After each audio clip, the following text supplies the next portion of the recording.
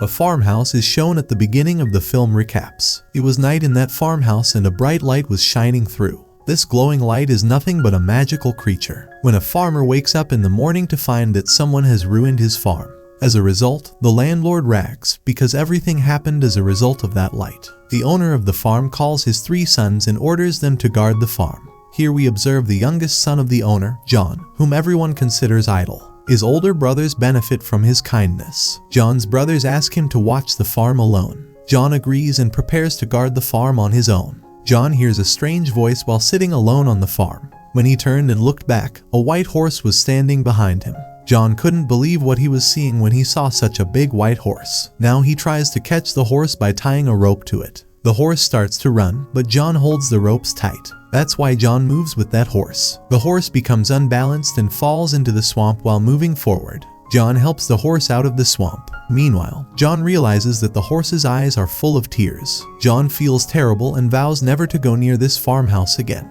The horse thanks John and leaves. When John returns home, he hears the sound from his farm again. When John goes to look, he is shocked to see 2 horses chained together. Before he can understand anything else, a voice tells John that it is a gift for him. When John turns and looks back, he sees a small horse named Foal. In reality, the foal was the son of the horse that John had rescued the night before. The colt informs John that my mother is really happy with you. That's why she sent you a gift. John feels happy after hearing that. John, on the other hand, hears his father's voice. John comes out and tries to keep his father out, preventing him from entering. After his father leaves, John sits on the foal. The colt runs fast and John is shocked at his speed. The colt whistles when he reaches a point, and after hearing his whistle, 2 horses come from the stable. John thinks he will sell these horses at the market. When John takes these horses to market, people are shocked by their beauty. No one has ever seen a horse as great as this one. Many people are talking about buying these horses from John. The colt also advises John to sell the horse to an older man.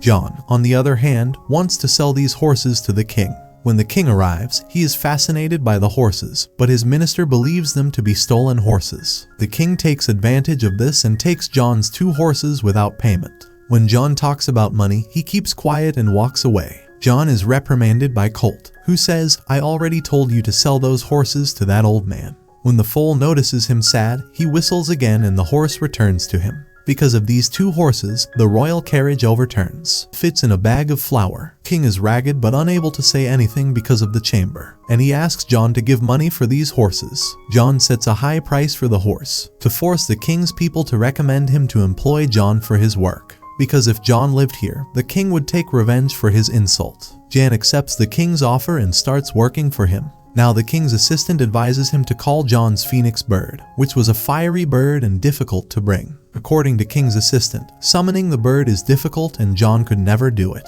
Meanwhile, you would sentence him to death. King praises his assistant's idea and tells John about it. John is also getting ready. When Foal learns of this, he warns John that it will be dangerous. Whoever did it or went looking for the bird never came back. John didn't back down as he accepted the challenge. The colt also wants to assist John, so he takes him into the forest. She shows him the dream nut and tells him that these are special firebird nuts, and the bird will enjoy them. But those are the nuts that, if eaten, the bird will quickly fall asleep.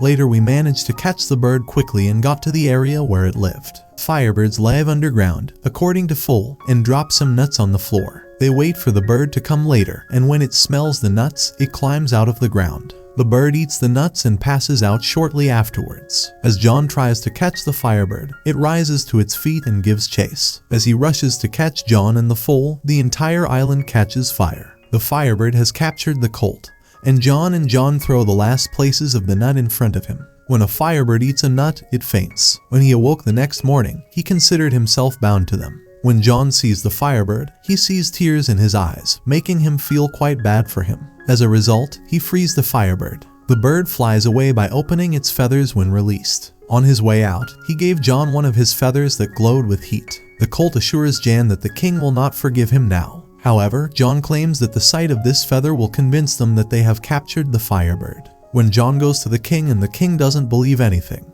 The next day, John was brought to the death penalty. John displays the feather, but it no longer glows, and the king orders John to be killed. As the king orders his death sentence, a firebird appears. Everyone is shocked after seeing him and everyone believes in John. As a result, the king has to revoke his death sentence. In addition, the king promotes John. This angers the king even more, so he asks his minister to come up with a new plan. After much thought, the minister suggests that we send John to fetch the mountain princess. First, John wouldn't succeed, and if he does, it's still in your favor. You could have taken the princess, you have an advantage on both sides. King really likes the idea and sends John on this mission. John finally reaches the Sar Mountains, where the princess lives. He sees that on the mountain the path to the castle is formed by a thick layer of ice. It was quite difficult to break it, and meanwhile a fire feather appeared, and the ice wall collapses, causing the remaining ice sheet to break.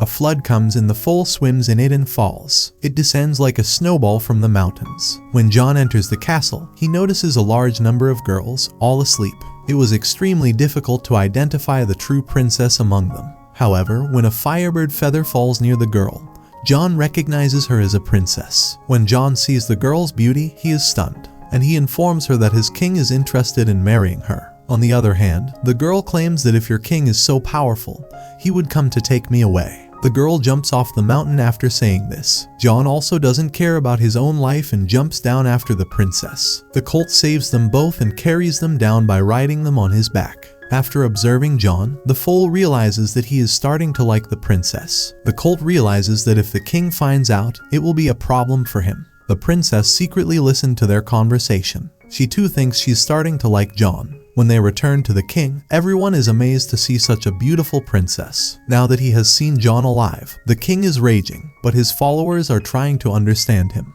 that it is fruitful for him. Now they're promoting John, but he's not happy about it. He was worried about the princess, so he secretly went after her. Before she can say anything to the princess, the king's men come and take her away. The king proposes to the princess. She makes a condition for her to marry him. If he could bring the princess a ring that belonged to her grandmother. That ring was lost at sea. He won't marry until he gets a ring. Following this, King grows anxious and John arrives. As he stands there, the king shoots him dead. John asks the colt about the ring, but he says he doesn't know anything about it. The foal tells his mother about it. She informs him that the ring is in the whale's belly. It can be found near a small island in the sea. John goes with the foal but falls due to a collapse with several birds around. It turns out that John has reached the whale. John notices large chains in the sea as well as whales trapped in chains. When John goes outside, Foal informs him that the whole island is the whale that Foal's mother informed him about. John asks the whale who did this to him. The whale says, "I accidentally ate some ships." Therefore, the whale was imprisoned by the other sailors. However, this whale now wants to correct his mistake.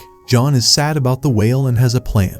He believes that if he helps the whale sneeze, he can get everything out of it. The plan is to go to the whale's nose and tickle it. Meanwhile, the whale sneezes and all the ships emerge from its stomach. Later, the whale returns to the sea. After the whale flies away, John is reminded of the ring and is sad. As a result of the whale's absence, a crab appears with the ring. He tells John that the whale sent this ring for you because the whale knows the feelings of the heart. He later returns to the princess. They look at the firebird that the king has tied to the building. When John gives the ring to the princess, she knows he can do anything for her. On the other side, the king's man was looking through a microscope at the foal. Listening to him speak, Foal feels like he's the devil. They all go there to capture the foal and the king also wakes up. When she sees him at the princess's window, she shoots the foal. And John, despite his best efforts, could not save him. On the other hand, the king announces that John has been fired from his job as the princess captor. After a few days he will be put to death. Meanwhile, the princess meets the foal and informs him that her idea got him into trouble. She claims that to escape the marriage, she asked the king to shower in 3 different pots. The first pot will be filled with hot water while the second pot will be filled with chilled water. In the third pot, on the other hand, there would be boiled milk. He informs the king that this will make them young again. This does not look good to the king. The king's man advises him to run a test on John first. The princess warns the colt of an idea to avoid this. If they placed her grandmother's ring in the first pot, in the second pot is a fire feather and in the third pot are life and death flowers. As a result, John's life may be saved. The foal asks the princess about these flowers. They claim that these flowers can only be found in the last corner of the world. It will take a long time, according to Foal. The princess, on the other hand, claims that given your speed, this task would be accomplished quickly. Although the foal is injured, he goes to get the flowers. The pots are ready the next morning, and the king decides it's a good time to tell everyone how kind he is. He informs everyone that this trial is John's second chance, because if he succeeds, John will be released. He later puts John in the pot and the princess secretly puts her ring in the pot. Thanks to the ring, John is able to leave the first section and enter the second. The firebird, watching everything, starts screaming. His voice reaches the bound feather, which flies and falls into the pot. John eventually falls into the third and final bank. The princess anxiously awaited the foal's arrival. On the other side, we see the foal reaching for the flowers. Before plucking the flower, the foal realizes that anyone who does so will die. Regardless, it plucks the flower. Everyone there believes that John is dead and starts to leave sadly. A foal appears and throws a flower into a flower pot. Later, John comes out of the pot looking like a prince. The king also jumps to the first pot after seeing this. Instead of being young, he's trapped in a bubble and out of there. Everyone is overjoyed and crowns John as their new king. John and the princess set out to find the foal. The foal thinks he is going to die, but the princess assures him that the flower was just testing him. In the last scene, we see the wedding of John and the princess, and the film recap ends here.